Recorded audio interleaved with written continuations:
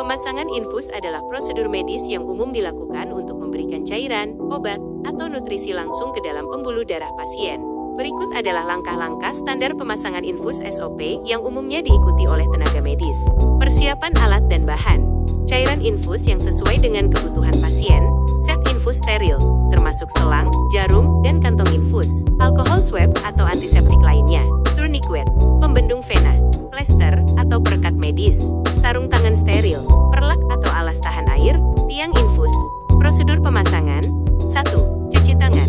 Tenaga medis harus mencuci tangan dengan sabun dan air mengalir atau menggunakan hand sanitizer berbasis alkohol sebelum memulai prosedur. 2.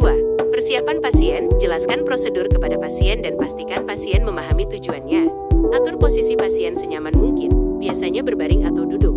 Pilih lokasi pemasangan infus yang tepat, biasanya di lengan bagian dalam atau punggung tangan. 3. Persiapan alat infus.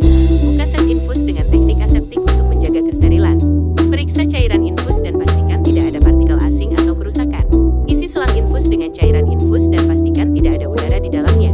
4. Pemasangan tourniquet. Pasang tourniquet di atas lokasi pemasangan infus untuk membendung aliran darah vena dan membuat pembuluh darah lebih terlihat. 5. Desinfeksi lokasi pemasangan. Bersihkan area kulit yang akan ditusuk dengan alkohol swab atau antiseptik lainnya. Lakukan gerakan memutar dari dalam keluar untuk meminimalkan risiko infeksi. 6. Penusukan vena. Masukkan jarum infus ke dalam vena dengan sudut yang tepat. Setelah jarum masuk, tarik sedikit jarum bagian dalam dan dorong selang infus ke dalam vena. Lepaskan tourniquet. 7. Fiksasi infus. Hubungkan selang infus dengan kantong infus. Atur kecepatan aliran infus sesuai dengan instruksi dokter. Fiksasi selang infus dengan plester atau perekat medis agar tidak bergeser. 8. Evaluasi. Periksa kembali lokasi pemasangan infus untuk memastikan tidak ada kebocoran atau pembengkakan. Pantau kondisi pasien secara berkala selama pemberian infus. Mencatat tindakan yang telah dilakukan.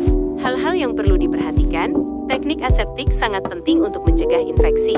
Pemilihan lokasi pemasangan infus harus mempertimbangkan kondisi pasien dan jenis cairan infus yang diberikan. Kecepatan aliran infus harus diatur sesuai dengan instruksi dokter. Pantau kondisi pasien secara berkala untuk mendeteksi adanya komplikasi seperti flebitis, radang vena, atau infiltrasi. Cairan infus keluar dari vena. Penting untuk diingat bahwa pemasangan infus adalah prosedur medis yang harus dilakukan oleh tenaga medis yang terlatih. Informasi di atas hanya bersifat umum dan tidak menggantikan instruksi dari tenaga medis profesional.